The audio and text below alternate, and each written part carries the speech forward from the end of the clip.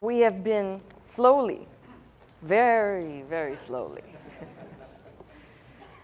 trying to take the steps to lay the foundation of just very basic. I really don't want to get into the details, which we'll do later once we've laid the foundation of the teaching of the lost tribes, which dovetails into other things prophetically, without which, by the way, if individuals are not taking the time to take note of this, without properly understanding who these individuals are and that they will become referred to two separate peoples, both those who are considered quote-unquote lost and those who are not so lost, house of Israel and house of Judah.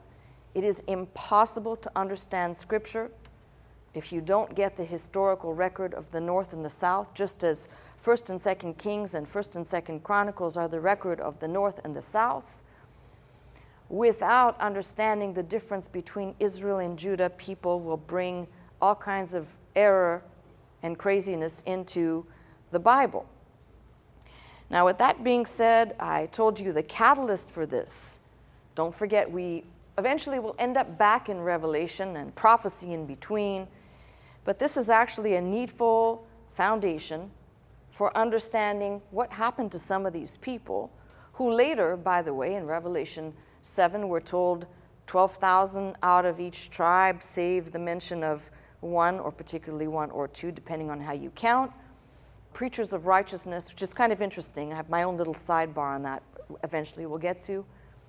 The land that is promised and apportioned in the prophetic passages of Ezekiel, future time, and things that must be taken hold of in order to understand the rest of Scripture. So we started looking at the children, the sons of Jacob, who obviously gets his name changed to Israel. So each time I do this, I will, for the sake of those who are listening for the first time, act as though you didn't hear the rest of what I said and the messages that came before.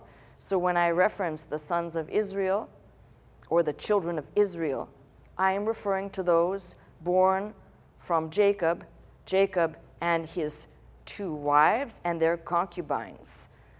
So the whole house of Israel, born from 4 different women, and these will make up what are referred to as the tribes of Israel. Now, we first started looking at Reuben, who, because of the law of primogeniture, the law of the firstborn, he should have inherited the blessings. And the blessings is like a whole package. Think of it as, when you go to buy a car and you got everything in it, it's the whole package, right? He should have gotten the whole package, but because of something he did, which we taught on a few messages back, defiling his father's bed in an incestuous and adulterous relationship that he had, forfeits that package. And to the second and third sons, Simeon and Levi, who we looked at, who in vengeance because their sister was raped by a man, taken advantage of, even though he wanted to marry the sister, they went and basically tricked the men of that city into circumcising themselves, and while they were in a sore state, they took advantage of that to slaughter all the men, take the material goods out of the city, including women and children. This angered Jacob because they didn't consult with him. And Simeon then is kind of skipped over in the blessings. He really doesn't get a blessing. Strangely enough, Levi doesn't receive a blessing either, but Levi will become an important, integral part of the history of these people. Out of the tribe of Levi will come Moses and Aaron. And again, this is all very interesting if you follow these people. They don't get any land allotment promised to them, but they get the right to live in 48 different cities peppered throughout the north and the south. As war will begin to break out, the first, when I reference war, I'm talking about to the north, Assyrian captivity or the carrying away. Some of those priests will actually, or Levites will actually defect to the south. So there's some transition. But when we talk about people being carried away, I still want you to think that these 48 cities peppered through the north and the south, for the benefit of those who were not watching last week, and certainly for the benefit of those who are listening on radio, the map. Great visual for radio people. South and north. North Israel, south Judah. There were priests peppered throughout. When the Assyrians came, some that were closest to the northern part of the southern portion defected and crossed over into Judah. In any event, what you're going to have is people being carried away. Two different periods, two different times. And actually, I'm referring to them as two events, but there are several events in between. The Assyrian carrying away and the Babylonian, which will occur later. And perhaps there are waves in each of these. They didn't just happen all at once. But the final one is obviously of the Babylonian captivity, of which the people of the south are finally carried away. What is important is there are people who, either by ignorance or by willingness to rewrite history, prefacing the Bible as some fantasy, they want to make it sound as though the people who were carried away are lost forever.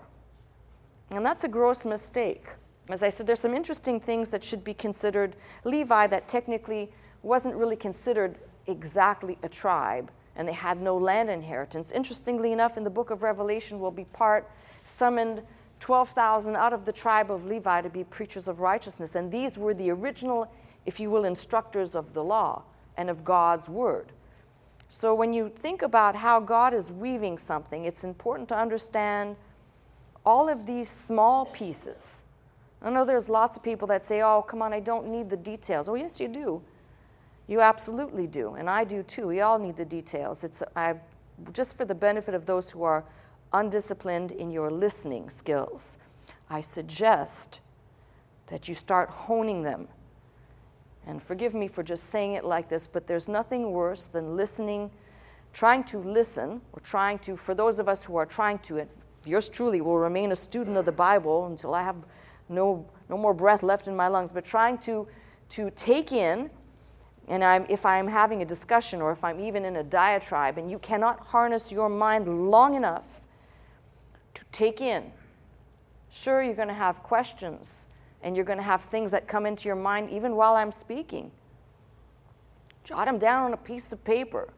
Meditate on them afterwards, but don't let your mind stray, because it's impossible to take in information and be that buzzing around in your mind. Dr. Scott used to call it wool gathering. I'm beginning to find a lot of people I encounter who have no listening skills. They have never been told that it takes discipline to listen and to pay attention. You've heard me reference many times the study of Ralph Nichols at the University of Minnesota, who perfected that department. It's the first and only of its kind. I'm not even sure, by the way, in this day and age, if it still exists, but back then it was very unique, because why? We teach people to read and to write. We do not teach people to listen. How unfortunate. So I'm asking you to, even if there's repetition here and things that you've already heard, just harness your brain long enough. You might pick up some new things or refresh your mind on some old things. Now, with that being said, when I said the whole birthright package eventually will get split, as we know, of all the sons of Jacob, who is Israel, the one son who he loved from his favorite wife, Joseph, is sold away into slavery by his brothers who hated him. And it is essentially the half-Egyptian children of Joseph that he produces while he rises to the highest level right under Pharaoh in Egypt, saves his brother, and as a famine hits, he's given a wife to marry there, has sons, Ephraim and Manasseh, who Jacob/Israel will say he's taken to himself in place of essentially the firstborn that essentially failed him. He's going to take them so that they will take his name, that is Jacob, to himself, and the birthright package will now be split. So we've got blessings. Instead of it being one package going to one person, the package will be split. And it's split between the sons of Joseph, those half Egyptian children, Ephraim and Manasseh, and the line of Judah. The line, not lion, eventually will be called the Lion of Judah. But I ask you to consider something, because I'm going to look at a story we've looked at before, and it's somewhat strange that I've said not one of these people, save Joseph and perhaps maybe one other, but not one of these children of Israel had great morals or values. They all did something that's rather disturbing. This, what we're going to look at today, is all about Judah. But before we go to the passage that talks about what he did, I want us to look at the blessing that is bestowed upon him. That blessing, we'll find that in Genesis 49. And what I want us to always consider, there's multiple levels of things to consider here. That is, we often read about these people and we elevate them to some special status. And although, of course, they have special status, they're in God's book, we often take the humanity away from them. We make them into something they're not. They were just like us, which should be a great blessing to all those people who think they've just messed up way too bad to receive any good gift from God. By the way, if you're listening to me and you're still listening, the good gift you've received is the greatest gift of all, which is salvation through Jesus Christ. Genesis 49. Jacob called unto his sons, said, Gather yourselves together that I may tell you that which shall befall you in the last days. Gather yourselves together, and hear, ye sons of Jacob, and hearken unto Israel your father. And of course we have Reuben, which is not really a blessing. Reuben, thou art my firstborn, my might and the beginning of my strength, the excellency of dignity, and the excellency of power. I've told you that's a poor translation. Unstable or turbulent as water. Thou shalt not excel, because thou wentest up to thy father's bed, then defilest thou it. He went up to my couch. Next in line, and they're just globbed together, not even separately. Simeon and Levi are brethren, instruments of cruelty are in their habitation. O my soul, come not into their secret, unto their assembly, mine honor. Be not thou united, for in their anger they slew a man, and in their self-will they digged down a wall. Cursed be their anger, for it was fierce, and their wrath, for it was cruel. I will divide them in Jacob and scatter them in Israel. And just remember, this is so important to remember, this dividing and scattering, especially for Levi, who will have no assigned territory. Of the 48 cities allotted, think of it already as scattered, even though they will serve the Lord, and they will, the sons of Levi, 3 specific sons branching into 8, will become the priests and the Levites who attend to the most sacred and holy things, but scattered in the sense, first and foremost, throughout the north and the south in the 48 cities. And secondarily, what will happen to these people, much like what will be foretold of the prophet Hosea when he talks about Jezreel scattered. Now, don't think for a minute that God doesn't have the ability to know where these people are. If he had the ability to say what will befall them and give some great prophecies, that along the way some of them have been fulfilled and some we are yet waiting for the fulfillment, believe me, he knows where these people are. And then we come to Judah. Judah, by the way, whose name means, from the Hebrew, praise. And each one of these names actually means something. If you go back to Reuben, Reuben has the Hebrew word for sight in it, Simeon to hear, Levi's to be joined together. And Judah, from the Hebrew word to praise, from which also later we will get the term Jew. And where people often fall off of a cliff is they assume that all of these people were Jews, and there were no such thing as Jews up until this point, or they assume that Moses Abraham, Moses were Jews, but there was no reference to Jews until the kingdom divided after the death of Solomon. That's much later. And we have to be clear that in its initial use, it was to refer to the people of Judah.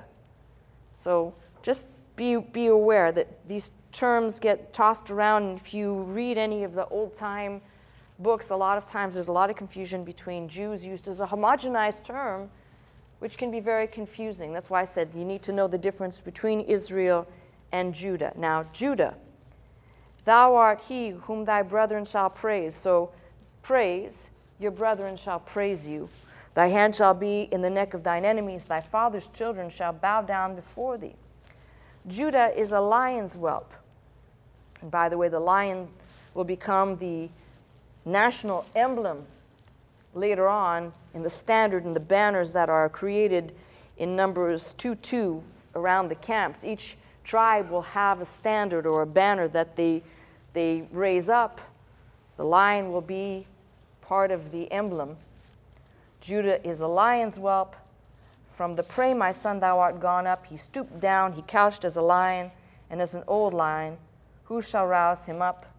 And here is, so there's many things that I don't want to get into the details, because the details will come out later once we have the foundation. But here's the most important part of this. The scepter shall not depart from Judah. So immediately we have the right to rule. The scepter, this Hebrew word for rod, royalty, or ruling, shall not depart from Judah, nor a lawgiver. So two things are being put down here. The giving of the law, or the keeping of the law, and the right to rule from between his feet until Shiloh come. And many Bible commentators have issue with this because they do not feel that it could represent the prophetic picture of the coming Messiah. But unfortunately, if you do not understand or view it that way, you're going to have a hard time trying to figure out what on earth that means. Until Shiloh come, and until him shall the gathering of the people be, binding his foal unto the vine, and his ass's colt unto the choice vine. He washed his garments in wine, and his clothes in the blood of grapes. His eyes shall be red with wine, and his teeth white with milk. And you might say, well, that's kind of a strange blessing. You know, shouldn't it be like you're going to have plenty of land and plenty of children? But you get the point that in between here, the blessing being split up. Judah now receives this scepter, right to rule, and lawgiver status. So we see that the package has been split up and Judah gets it. The question of the ages, and I'm sorry, this is the way my brain processes everything. The question of the ages is, considering Judah's history, it's a very strange thing why it should have been bestowed. You might say, well, this is the order. If Simeon and Levi are passed over, if Reuben is passed over and Simeon and Levi are passed over, then it should go to Judah. But Judah doesn't have a very pristine history. Now let this be, forgive me, and let me just insert this. Let this be a lesson to all of those people, self-righteous, hypocritical, lack of understanding about God's ways. God will use the base things. He will use the things that are, and all things, by the way, are ruined and marred just like the clay in the potter's hand. This is why I serve and stay here serving and love the Lord so much. I recognize something. Thank God that God brought me to hear Dr. Scott, and the day that he did, that I could hear Dr. Scott say, send me all the sinners in town. And that I didn't come to a place where I heard someone who was so self-righteous and so self-absorbed with their own perfection that it left me scratching my head asking if I could ever make it in. And that's not the case. The case is that the grace of God extends to every person who will look unto the Savior, knowing they need to be saved. The greatest miracle, I've told you, is not a harlot, a whore, a druggie getting saved. The miracle of salvation, when it's truly a miracle, is usually by the Pharisees. If the Pharisee can get saved, that's a miracle. So don't bring your stuff in here. This is a place where everybody knows what stock they came from, where their destiny ultimately would be if it had not been for God tugging and leading you to the right place. And let these people be the template to illustrate that God will always reach down and find the most broken, most vulnerable. And it doesn't mean that the starting point is there exactly the way you and I would envision it, but it gives me great hope that if God will deal with these and bless these, what he will do for those who recognize who he is in this moment right now. So the background to Judah, of course, is in Genesis 38. All of that was to set the stage for us to go there and read. And I've done this before, so it should be somewhat familiar to us. And I guess while you're turning to Genesis 38, I want to say one thing. I want to read about Judah because I want us to have it clear in our minds for those people who have no frame of reference. And believe me, I get your messages and I've read them, and this is why I'm going that slow. About 80% of the congregation has been here and heard teaching like this for many, many years, but there's about 20% who are left clueless when I make references to something. They have no idea. So for the benefit of the 20% and for the benefit of those who need the review, that's what we're doing right now. All right, Genesis 38. It came to pass at that time that Judah went down from his brethren and turned into a certain Adullamite, whose name was Hira. And Judah saw there a daughter of a certain Canaanite, whose name was Shua, and he took her, and he went in unto her. And she conceived and bare a son.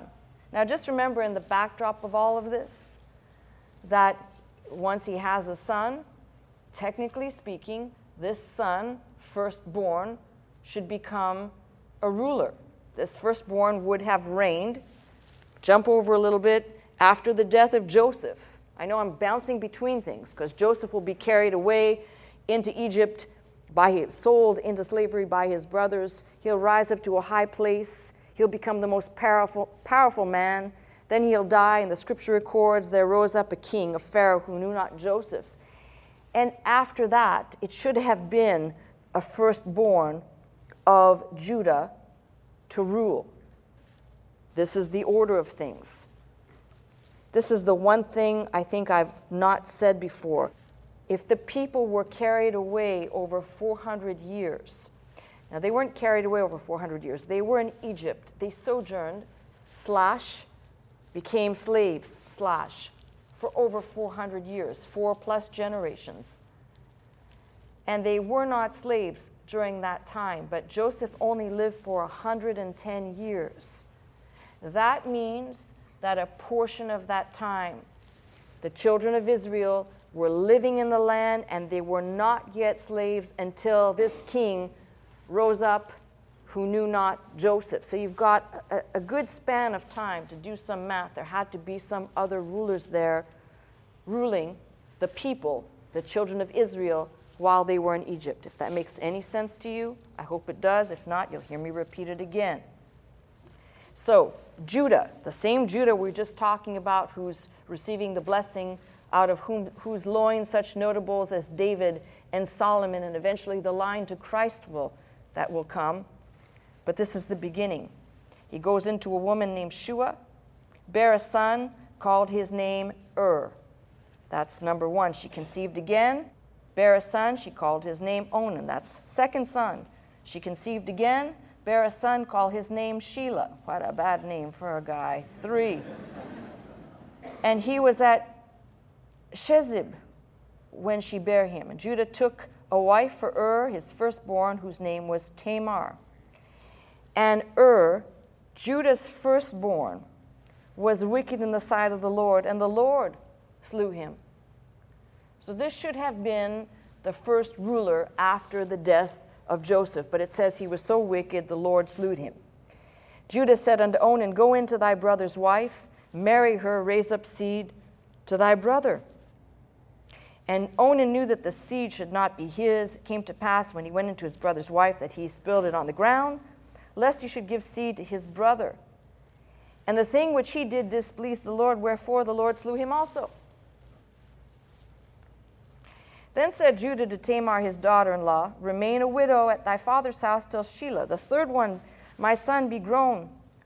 For he said, lest peradventure he die also, as his brethren did. And Tamar went and dwelt in her father's house. In the process of time, the daughter of Shua, Judah's wife, died, and Judah was comforted and went up unto sheep shearers at Timnath, he and his friend Hira the Adullamite. And he was told Tamar, saying, Behold, thy father-in-law go up to Timnath to shear his sheep. And we know that's not all he did there. She took off her widow's garments from off her, covered her with a veil, wrapped herself, sat in an open place, which is by the way in Timnath, for she saw that Shiloh was grown, and Shiloh was not given to her to produce children. When Judah saw her, that is now Tamar, when he saw her, he thought her to be a harlot because she'd covered her face. And he turned unto her by the way and said, Go to, I pray thee, let me come into thee. For he knew not that she was his daughter-in-law. And she said, What wilt thou give me that thou mayest come in unto me? And I love this because it just shows you the greatness and the thought. And he said, I will send thee a kid from the flock. And she said, Wilt thou also give me a pledge till thou send it? And he said, What pledge shall I give thee? And she said, Thy signet, and bracelets, and thy staff that is in thine hand. Give me your ring. And the ring is always the symbol to identify the family, to identify the head of a family. Bracelets, and the staff is always the symbol of power for the head of the family as well. And he gave it to her, came in unto her, and she conceived by him. She arose and went away, and laid her veil from her, put on the garments of her widowhood. Judah sent the kid by the hand of his friend the Adullamite to receive his pledge from the woman's hand, but he found her not. He asked the men of that place, saying, Where is the harlot that was openly by the wayside? They said, There's no harlot in this place. Ha ha. And he returned to Judah, said, I cannot find her. And also the men of the place said, There was no harlot in this place. And Judah said, Let her take it to her, lest we be ashamed. Behold, I sent this kid, thou hast not found her. It came to pass about 3 months after that it was told Judah, saying, Tamar, thy daughter-in-law, hath played the harlot, and also, behold, she is with child by whoredom. And Judah said, Bring her forth and let her be burnt. A nice family situation. And when she was brought forth, she sent to her father-in-law, saying, By the man whose these are, I am with child.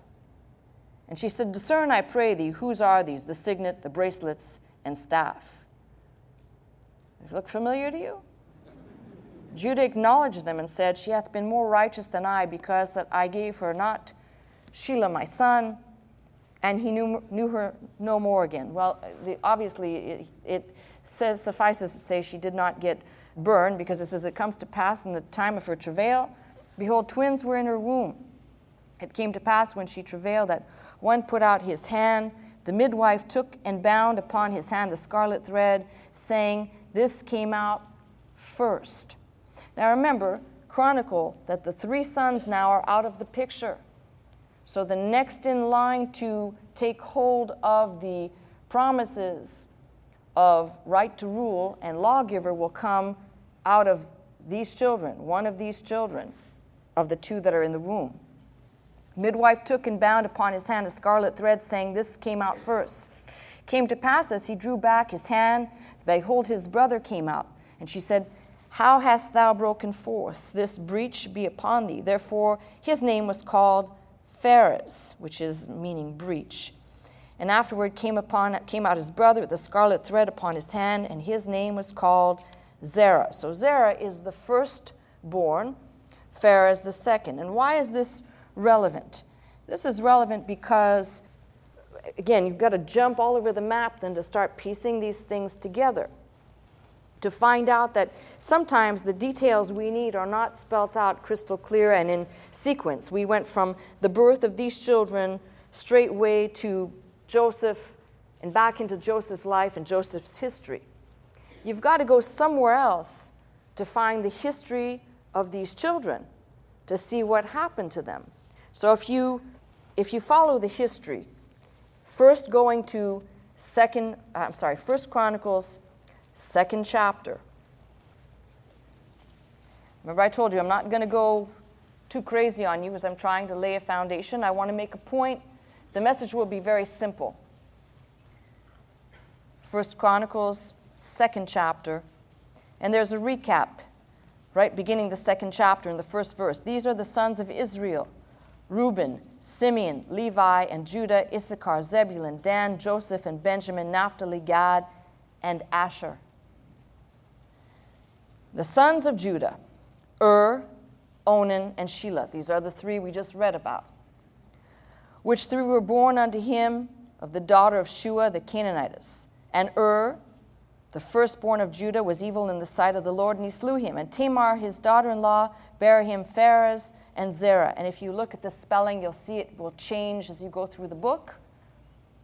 This record, by the way, is important because if you study the genealogies, especially the opening of Matthew's gospel, records this particular line of Pharez leading us to Pharez line, leading us to from David to Solomon to Christ. Now, let me just pause there for a second. This is why I tell you, God's concerned with the details. This child, or these children, were conceived in a sneaky way, not in an honorable way, but neither was the father honorable. Now, it turns out that he says she was more righteous than I, but my point is, this is the beginning of a whole family that, as I said, will rule, will spread out, and people who are not looking for the evidence of where these people are will automatically assume that the promise given at a later time to David out of the mouth of Nathan and then reiterated by the prophet Jeremiah regarding an everlasting seed being on the throne. And people will automatically say, well, of course it points directly to Christ, but it's speaking about something, that promise, that is still being fulfilled today. And there are many kooky people who take a little bit of truth. It only takes a little bit of truth coupled with a lot of wackiness to have people spin out into orbit and create all kinds of fantasy ideas. Or for people to completely lose their faith, like Payne and others who said, God did not make good on his promises, therefore it's all a lie. You've got to look at the evidence. So here it says here, all the sons of Judah, there were 5. The sons of Pharez, Hezron and Hamul. The sons of Zarah, Zimri, and if you have a Bible like mine, the margin will say Zabdi, and Ethan, Heman, Calcol, which is also sometimes Chalcol, and Dara, which is at times Darda, and also at other times referenced by another name, which I will refer to perhaps today. 5 of them in all. Now, what's important? What do we know about these people just mentioned, specifically about Calcol and Dara or Darda? Well, we know this. There's another reference, if you want to turn there, in 1 Kings, in the 4th chapter, and it is basically promoting how great the wisdom of Solomon, the greatness of his wisdom, of the gift of his wisdom. 1 Kings in the 4th chapter, and I'll just jump in there at verse 29. I hear the page is still turning, so I'll wait. 1 Kings 4. If you have a Bible like mine, it's page 463. If you don't have a Bible like mine, you're going to end up in another book. God gave Solomon wisdom and understanding, exceeding much, largeness of heart, even as the sand that is on the seashore. Solomon's wisdom excelled the wisdom of all the children of the east country and all the wisdom of Egypt. Now there's this mention right here. For he was wiser than all men, than Ethan the Ezrahite, than Heman, Chalcol, and Darda, the sons of Mahol. Now what's interesting is you wouldn't know this unless you were studying the reference to Chalcol, which is Calcol, and Darda, which is Dara, from the passages I just read, that these are referencing essentially they're saying that Solomon's wisdom surpassed the last line of the kings of the Zarah line. And they're in there. It's just not random names being mentioned. These names are in there, and unless you know the histories of these people, you wouldn't know that Chalcol and Darda are part of the Zarahite Judah ruler line. Now, there was a bifurcation. I need to say this for people that might seem to be a little bit lost. There was a bifurcation between Pharez and Zarah. If you turn back briefly, if you can go back to 1 Chronicles 2, they took the time, the chronicler took the time to chronicle the difference between the Pharez line and the Zarah line. And interestingly enough, further on in 1 Chronicles 4th chapter, we've got a detail. The sons of Judah, Pharez, Hezron, Carmi, Hur, and Shobal.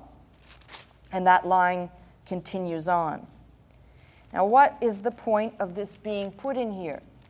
The point is that there will be a bifurcation of sorts, as I said, between Pharez and Zarah's line, and the Zarahite rule that would have essentially taken over at the death of Joseph. When Joseph died in the land of Egypt, there were people ruling. We don't have that chronicle here. All we have is the length of Joseph's life, 110 years, and we assume this, that the death of Joseph and the raising up of a Pharaoh who knew not Joseph are simultaneous, or they are concurrent with each other, but not necessarily so. And especially if you're familiar, which I don't want to get into the details of this because it's pretty detailed to go down this pathway, and people are not in agreement as to the lines, if you understand the different dynasties and the different dynastic periods within Egypt. Not everyone is lined up in agreement in what period and which Pharaoh, and we have a hard enough time for people trying to figure out who was the Pharaoh of the Exodus when Moses left. But if one is willing to look, there's enough information to show that before the Exodus of Moses, there were at least one and possibly two other exoduses out of Egypt. And these records carry with them the record of this seed of the Zarah rule. Now, we know that the Pharez rule didn't just disappear over the horizon. Why? Because it's recorded and given us the lineage right down to Christ. So we have a perspective of that line not disappearing anywhere. We know where it went. But the Zarah line, which would have been, remember, firstborn, who would have been ruling, which, as I said, not recorded, but if a person is so inclined to do, you will find people who wrote history, ancient recorders of history, both Greek and Egyptian. Certainly Diodorus Siculus was one of them, who recorded peoples, foreigners who actually left the land, and he's referring to Egypt, and these people essentially show up in places such as Greece, or referred to by him as Argos and the Argai, and there becomes a little bit of confusion. So when we're looking at the First Chronicles, 2nd chapter, the names Chalcol and Dara or Darda, we know that, and we can trace from these historians, Chalcol fled to Greece, founded Athens, Darda to Troad or the Trojans. You can kind of trace, and then there are the sons. There's the offspring of these people, and there is a migration. Now, I'm putting this out here right now because for some of you it is a review. For others, you're going to hear this for the first time. You're going to say, what did she say? Because people they get trapped in some of the mythological histories of the formation of places like Greece. Hercules, by the way, people talk about the mythological perspectives, but if you are familiar with the development of the history of what is now the mythological person of Hercules, you would know about Herculaneum. And Herculaneum is the same as those people being referred to as wanderers or nomads, which will appear in that land. And there's a whole history that I could go into, but I don't want to lose you. The son of Chalcol, whose name is Gathalus, returns to Egypt, then on to Spain, and we have a whole founding of areas that will reflect the names of people, places that are basically drawing us back to the roots of the sons of Israel / Jacob. This begins, you begin to see, it's almost like the word Zarah, which is seed or to scatter, and Jezreel, to scatter, being fulfilled in the peoples who begin to, before Moses even leaves, before Moses is even born, there is an exodus out of Egypt led by these. Now, what's important? What should I leave you with to make sure that you're not going, There are various historians, as I said. Herodotus tells us of ships that made stops at Rhodes before continuing on. A temple was founded by the daughter of Danus, who we'll talk about when we get to the tribe of Dan, and the scattering of the peoples, like a serpent leaving a trail across the face of the planet, founding all the places where you can find the Din, Dan. Remember, Hebrew, no vowels, right? So D and N, anything that's got a D and an N, Macedonia, Sardinia, Scandinavia. You're going to find a lot of those peoples with the word Din, Dan, or Don within it, essentially making their way, inhabiting the earth, bringing their customs and cultures with them. And no, don't look for people practicing Judaism. This is the mistake of people saying, well, these people surely practiced certain things.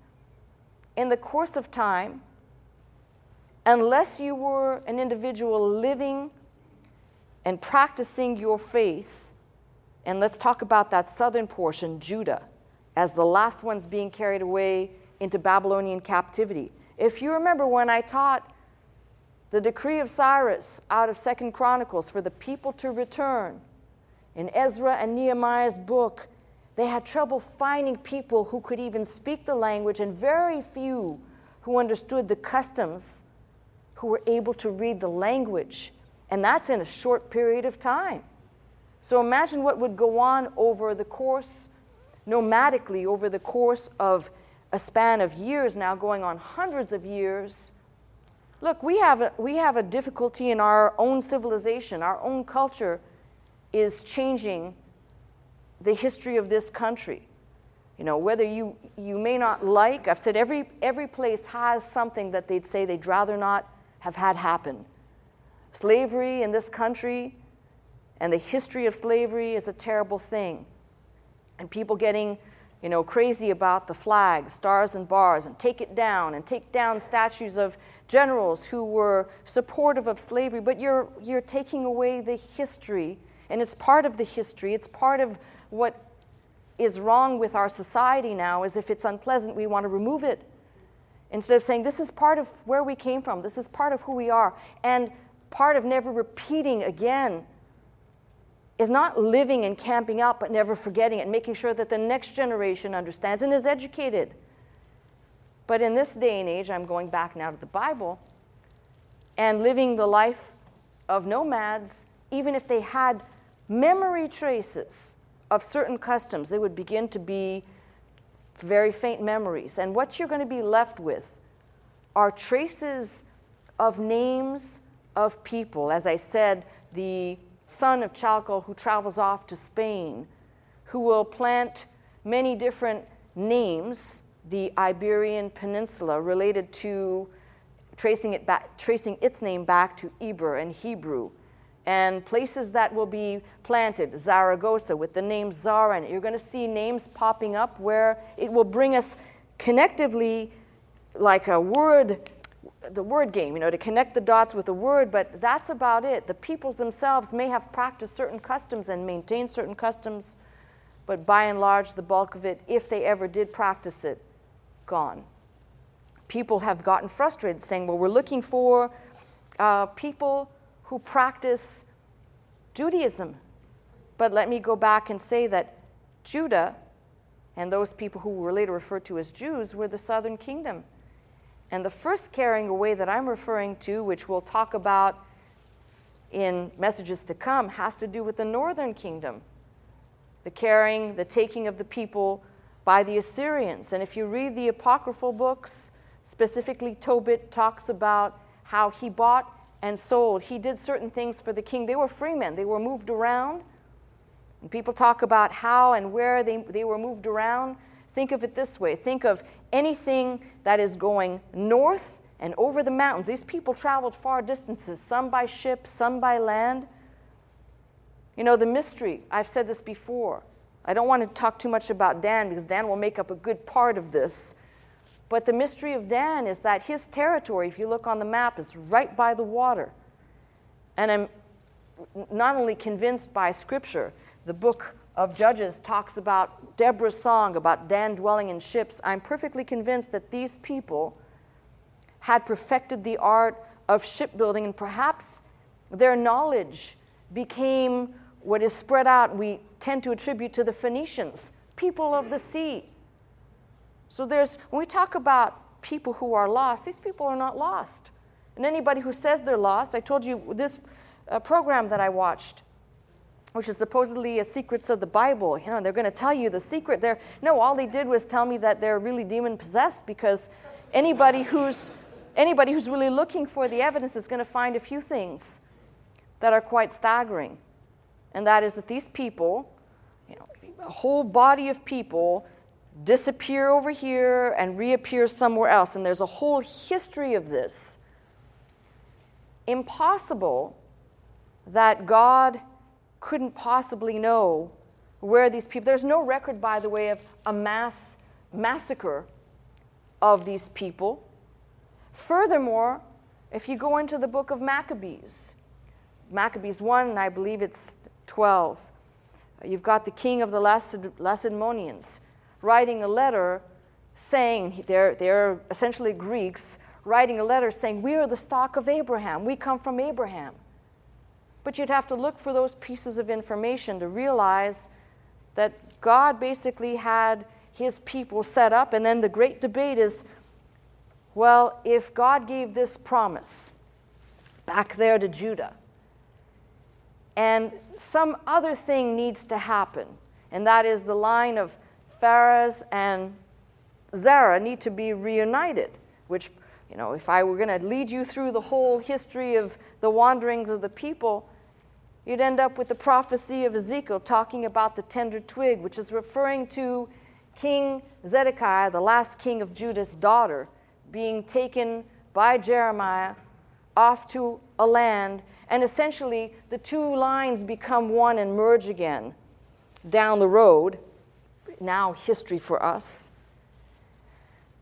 And if people are willing to look, you can keep seeing that there is a seed even today of that line that's been united. Until he comes, that promise must be kept, still ruling today somewhere in the world. Now, if you're a student of the lost tribes and you're a student knowing this, then you know who it is. And if you don't, then you'll have to come back.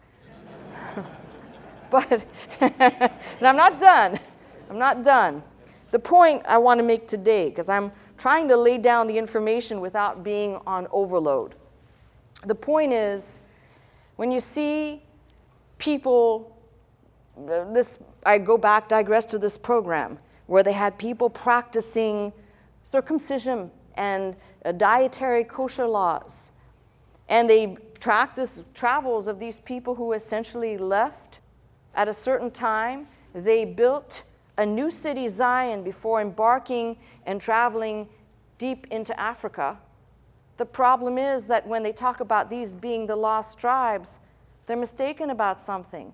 The idea in this program was to say that these people were carried away in Babylonian captivity, and rather than going back to rebuild, these people left and went their way. Let me tell you something. The problem with that, there may have been some people who actually migrated, but most of the people who were carried away into Babylonian captivity, the numbers that returned were very few. We know they're recorded in Chronicles for us. But why didn't they go back? They could have rebuilt. They could have helped. Why? Because enough time had passed. 70 years was prophesied by the prophet. 70 years is enough time to produce children and have roots in a place and not move again. And this is, for the most part, what happened to those people. Now, that's a whole interesting study. If you want to follow the practices of those people that ended up in that place and follow that, that's an interesting study. But they, for the most part, did not migrate as the northern people did, who were actually moved and transported around the areas going over the Caucasus and Lake Van and other parts that we have a record of, and then kept migrating. And those who left by ship and who kept migrating. So don't confuse the two, understand the difference between the two of them.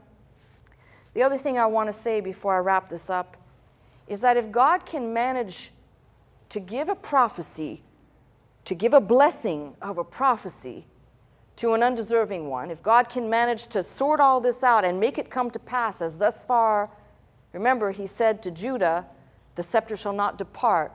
And we jump through, if somebody was just reading before David became king, you'd say, but wait a minute, Saul was king before David was. That's right, but Saul wasn't of God's choosing, even though he said, if they want a king, I'll give him one. It was David that was of the choosing, and his line and his seed. So if God can figure and sort all that out and find some kid who's the youngest of the family out there tending sheep, who doesn't look like a king but fits the bill in perfect coordination with being the seed of that line, that then produces another child. I believe Solomon is his 9th child of all the children he produced. I may be mistaken there. But a little bit down the pipeline to produce the one that will take the throne, and for the last time in the united kingdom of Israel and Judah, before the kingdoms bifurcate. And then you'll have a whole series of kings and rulers, respectively north and south, until the carrying away. Now, how could God work all of this out? In the details, friends. I said the details are important. Somebody who's not interested will just say, yeah, they disappeared, they're gone. And they're going to start looking for somebody in some country somewhere who is wearing a yarmulke, practicing circumcision, and keeping the kashrut laws. And I have no problem with the spread of Judaism, but I have a problem with insinuating that these are the people who are the descendants of, when in fact, when we begin to look, we're going to find that the people who we think are descendants of, we probably wouldn't make the connection. In my culture, it's better for us to believe mythologically about the founding, for example, of Rome, than it is to follow the lines to trace the origins, and you find out that these peoples that begin to be spread, are the same peoples who will found great cities, as I said, such as Greece, and begin to be populous, dense people, which brings me back to something that God said to Abraham when he said, Father of many nations, seed, but father of many nations. If you begin to look at this book beyond the basic things, beyond the simple, and you start scratching and you go deep, you find it would be impossible. It would be impossible to say someone sat down and fabricated, or they took the time and license, when you begin to see the detail of God making things come to pass. Now, as for Judah, I don't know why God, some have interpreted the blessing in Genesis 49 when it speaks about the blood of grapes as though he repented to his father and had a right attitude. I don't know exactly, I'm going to be honest with you, there's times when I can say I don't know exactly what the intent of those few verses are, if they are to be understood that way, or if they're to be understood about the cleansing, referring to the one who comes, who is able to cleanse. But I can tell you this, God bestowed a blessing and began to make good on it until the coming of Christ and until he comes again. And in that framework, it's important for us to separate the north and the south, to understand the concept of rulership, the right to rule, the one who is still, there is still one reigning on earth today. I'm not speaking of Christ. Christ is King of Kings, Lord of Lords, King of Kings. We're talking about on a throne sitting today. And those are subjects that if we're willing to take a look, you'll find a whole universe, a labyrinth of Don't get sucked in and disappear, as I've said. This is the danger. You can get sucked into this and all of a sudden you've lost track of the Bible. But if you're willing to look, I think one of the things I just touched on basically is Jeremiah's taking the daughter of Zedekiah. Actually, there were two daughters. And you'll find a place that is named at some point which becomes Ir, which becomes Eri. And we trace all of these names, by the way, are back to who is the person we were looking at, son of of the line of the firstborn of Judah. And then there's another which is referenced in the secondary line in the Chronicles, 1 Chronicles and 4 regarding You'll find that all of these traces bring you back to something where God is saying, I'm in control. And when I call my 12,000 preachers of righteousness out of the respective tribes I've named, and when the land is dispersed and allotted, as Ezekiel 48 chronicles, God will know where to find his chosen ones. Don't go off on some deep mystical la-la land. Look for the facts here in the book. And I hope you leave today with, maybe I didn't give you a word that said, hey, your sickness today is gone, or you're feeling a little bit better. But I want you to know something. If God can work on the details as distinct as they are, then he can work on your personal problems. He can fix your health. He can take care of the issues with the same trusting fidelity that if he's God of the details, he's also God of the details of your life as well. I've got much more to say on this subject, but I think I've said enough for today. I hope you'll come back and we'll keep doing this in increments until it all gets dinned in properly, but that's my message. I'm Pastor Melissa Scott, pastor of Faith Center, Glendale, California. I teach every Sunday morning at 11 a.m.